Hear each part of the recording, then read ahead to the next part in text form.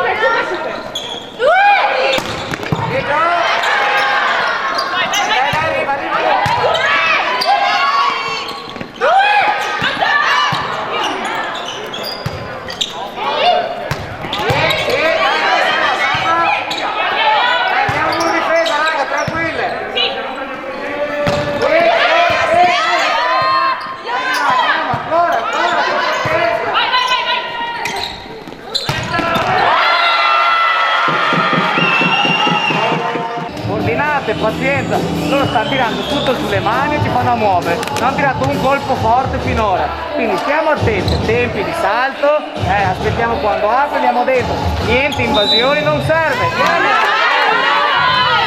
Siamo lì, caro focalizzatore, ovvio abbiamo visto una roba, i primi tempi loro forse super buona, ma un pochino lei apre, per questo là, andiamo!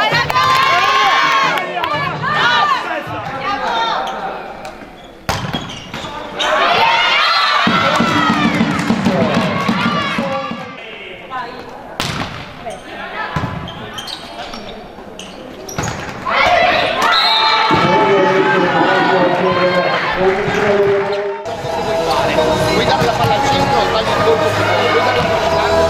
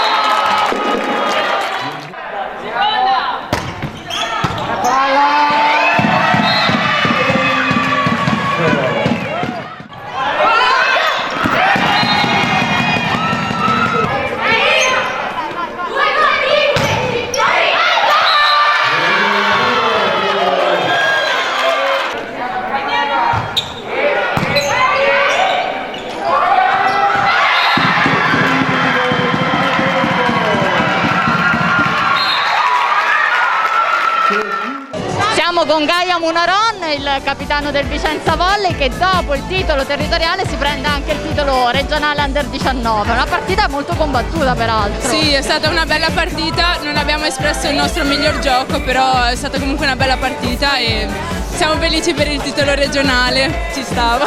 Comunque loro sono una bella squadra e hanno fatto il loro gioco e ci hanno messo in difficoltà, però alla fine ce l'abbiamo fatta, insomma, siamo felici di questo. E quindi adesso festeggiamenti. Certo.